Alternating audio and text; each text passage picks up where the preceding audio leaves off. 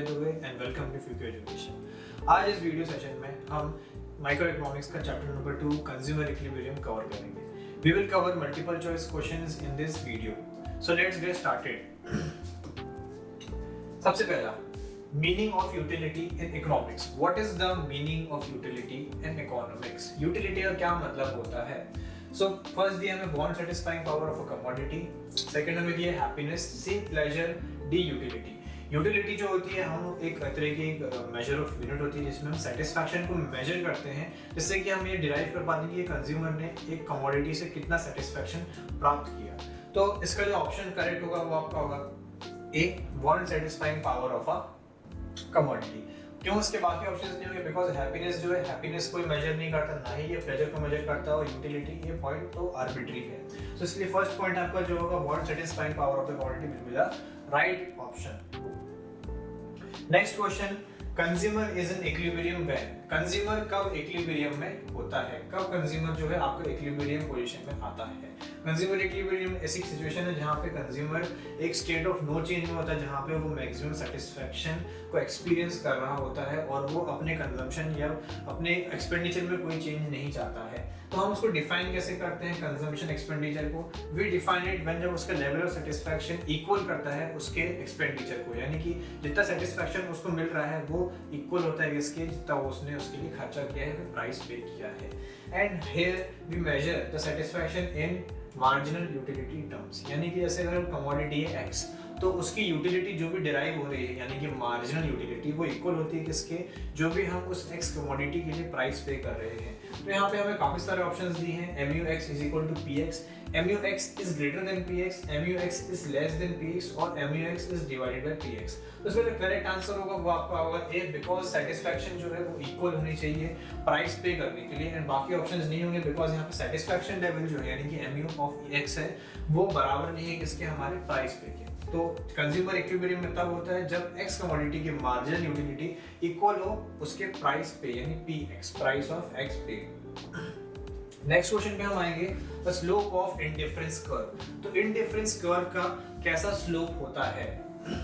Price ratio, diminishing या factor substitution या marginal utility, यानी कि कैसा कर्व होता है? तो इंडिफरेंस कर्व जो होता है वो कुछ नीचे की तरफ स्लोप करता है, डाउनवर्ड स्लोप करता है। दैट इज व्हाई हम उसको यहाँ पे देखेंगे डाउनवर्ड। तो प्राइस रेशियो तो आप देखें ये बजट लाइन का आता है, तो price ratio will not be the correct option.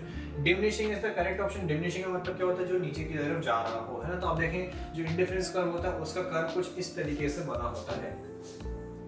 Indifference curve कुछ इस तरीके से ड्रॉन होता है, यानी कि इस तरीके से ऊपर से नीचे की तरफ जाता है। That is why diminishing will be the right option.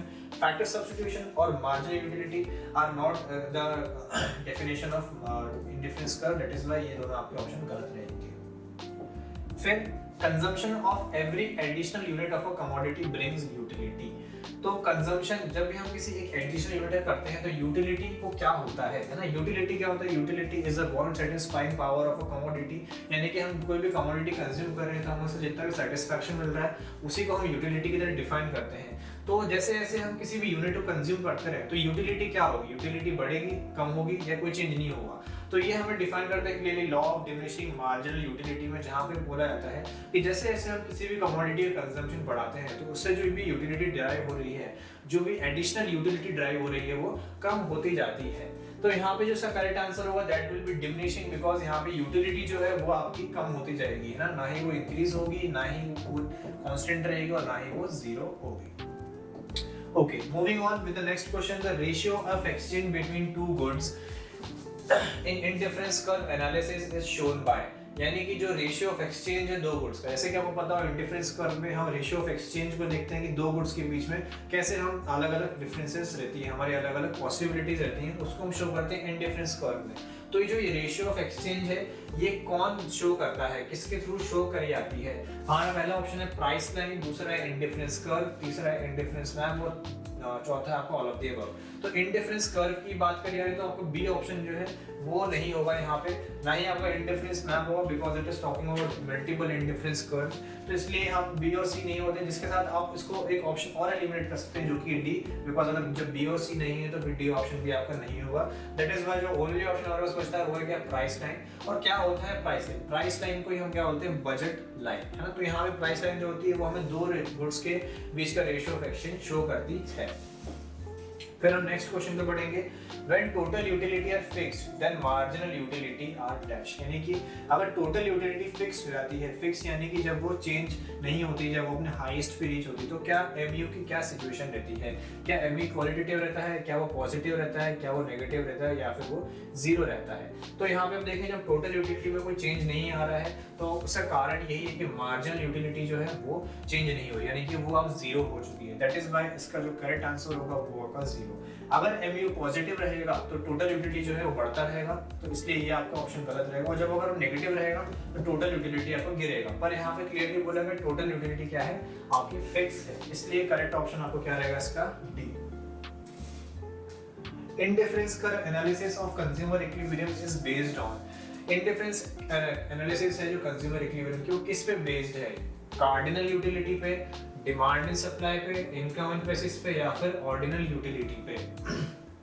तो कार्डिनल यूटिलिटी में हम क्या करते हैं, ये एक ऐसी अप्रोच है जहाँ पे हम कंज्यूमर का सेटिस्फैक्शन जो है यूटिलिटी में मेजर करते हैं, यानी एमयू एंड टीयू के टर्म्स में मेजर करते हैं, यानी कि नंबर्स के फॉर्म पे हम यहाँ पे सेटिस्फैक्शन लेवल को मेजर करते हैं।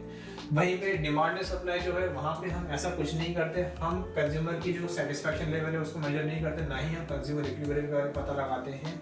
तो ना ही आपका ए होगा, ना ही आपका बी होगा, एंड ना ही आपका सी होगा, जहाँ पे इनकम एंड प्राइसेस जो कि कंज्यूमर की सेटिस्फैक्शन लेवल के बारे में कुछ नहीं बताते हैं। इसलिए करेक्ट ऑप्शन जो उसका होगा वो क्या होगा, ऑर्डिनल यूटिलिटी, जहाँ पे हम इंडिफरेंस यानी आईसी एनालिसिस करते हैं, इंडिफरेंस कर्व एनालिसिस करते हैं।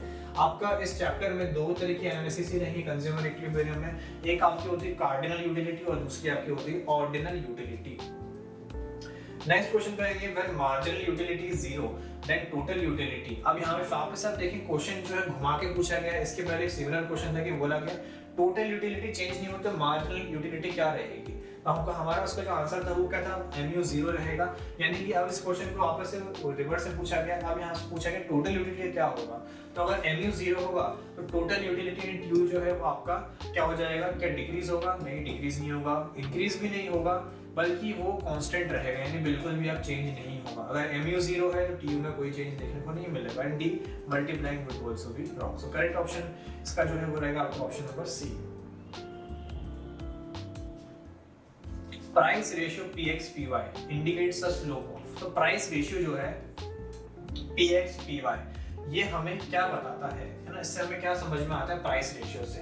पहला आपका दिया बजट लाइन, तो this is the correct option. Budget line जो है वो ही आपको बताता है प्राइस रेशियो के बारे में, क्योंकि बजट लाइन जो है दो गुड्स के प्राइस के रेशियोज यानी अलग अलग पॉसिबिलिटीज, अलग अलग कॉम्बिनेशंस को शो करता है। बजट सेट जो है वो थोड़ा सा एक ब्रॉडर टर्म है बजट लाइन के अलावा, तो ये ऑप्शन जो है आपका ये नहीं होगा।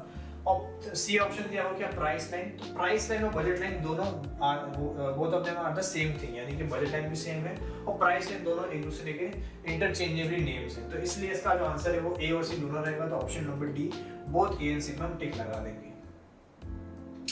Next question, what does the term marginal in economics mean. Marginal का मतलब क्या होता है इकोनॉमिक्स में ना, what do you mean by marginal, additional, unimportant, minimum unit, तो मार्जिनल का मतलब देखिए, तो जैसे आप देखें मार्जिनल यूटिलिटी होती है, तो उसका मतलब क्या होता है, एडिशनल यूटिलिटी हमें जो मिलती है हम उसको बोलते हैं क्या, मार्जिनल यूटिलिटी। तो जो वर्ड मार्जिनल होता है उसका मीनिंग क्या होता है, एडिशनल। जब भी हमें कुछ एडिशनल मिल रहा हो तो हम बोलते हैं क्या, उसको मार्जिनल। ना ही हम उसे अनइम्पोर्टेंट बोलते हैं, ना ही मिनिमम यूनिट। तो इसलिए इसका जो करेक्ट ऑप्शन है वो क्या जाएगा, आपका ऑप्शन नंबर ए। फिर हम नेक्स्ट क्वेश्चन पे आएंगे, question number 11, when the marginal utility is equal to zero. जब mu जीरो के इक्वल होगा तो टोटल यूटिलिटी क्या रहेगी, क्या टोटल यूटिलिटी कांस्टेंट रहेगी, जैसे कि हमने पिछले क्वेश्चन में देखा। पर आप देखें यहाँ पे हमने चार ऑप्शन में कांस्टेंट नहीं दिया है, तो आपको ये बात याद रखना जरूरी है कि जब mu जीरो के इक्वल होता है तो tu हमारे मैक्सिमम पे होता है, यानी हाईएस्ट पे होता है। That is why A will be the correct option, ना ही फिर बाकी मिनिमम पे रहेगा, ना लॉस ऑफ रिटर्न पे रहेगा। करेक्ट ऑप्शन यहाँ पे क्या रहेगा, मैक्सिमम पे। हम इसी मैक्सिमम को बोल सकते हैं कि tu जो है मैक्सिमम भी है और साथ ही साथ चेंज भी नहीं हो रहा है। दैट इज व्हाई हम यहाँ पे क्या बोलते हैं, इसको कांस्टेंट। ठीक है, फिर नेक्स्ट क्वेश्चन पे आएंगे, इन विच एनालिसिस में utility be expressed as a precise number such as 1 2 3 and so on. किस यूटिलिटी एनालिसिस में हम नंबर्स को इस मैनर में एक्सप्रेस करते हैं, 1 2 3 एंड सो ऑन। जैसे मैंने आपको बताया था दो तरह की हमारी यूटिलिटी एनालिसिस होती है, ऑर्डिनल यूटिलिटी एनालिसिस और कार्डिनल यूटिलिटी एनालिसिस। ऑर्डिनल और कार्डिनल में हमने डिफरेंस देखा था कि ऑर्डिनल में हम आईसी एनालिसिस का इस्तेमाल करते हैं इन डिफरेंस कर्व का, जहाँ पे हम जो सेटिस्फैक्शन लेवल होता है वो नंबर्स के थ्रू नहीं बल्कि प्रेफरेंस के बेसिस पे मेजर करते हैं। वेयरएज कार्डिनल यूटिलिटी में हम जो सेटिस्फैक्शन लेवल है उसको मेजर करते हैं इन मार्जिनल यूटिलिटी टर्म्स यानी एमयू के टर्म्स में। तो इसलिए यहाँ पे जो नंबर हम किसी देते हैं 1 2 3 है ना कि आपको कितना सेटिस्फैक्शन मिला है कमोडिटी कंज्यूम करके, तो हमने दे दिया टीयू दे दिया टोटल यूटिलिटी या एमयू दे दिया मार्जिनल यूटिलिटी। तो करेक्ट ऑप्शन जो आपका वो होगा वो आपका बी और ना आपका ए। फिर 13th वाला, which of the following is not the property of indifference curve? इनमें से कौन सा एक indifference curve की प्रॉपर्टी नहीं है? एक ही करके ऑप्शन देखते हैं ये वाले। higher the indifference curve higher the level of satisfaction, which is true। जितना indifference curve higher रहेगा उतनी ज़्यादा higher level of satisfaction देखने को मिलेगी। Second B, two indifference curve cannot intersect each other, है ना, तो ये भी true है कि दो indifference curve जो है वो कभी एक दूसरे को intersect नहीं कर सकते, तो आपका B भी जो है वो true है। हमसे यहाँ पूछा है which is not the property, तो A जो है वो property और A को हम eliminate कर देंगे, B को हम eliminate कर देंगे, C को हम देखेंगे indifference curve is concave to the origin। तो सी जो है बोल रहा है कि इंडिफरेंस कर्व का जो शेप है वो कैसा कॉनकेव होता है। अब देखिए इंडिफरेंस कर्व जो होता है उसका शेप कुछ इस तरीके का होता है, और इस शेप को हम कॉनकेव नहीं बोलते बल्कि हम इस शेप को क्या बोलते हैं, कॉन्वेक्स बोलते हैं।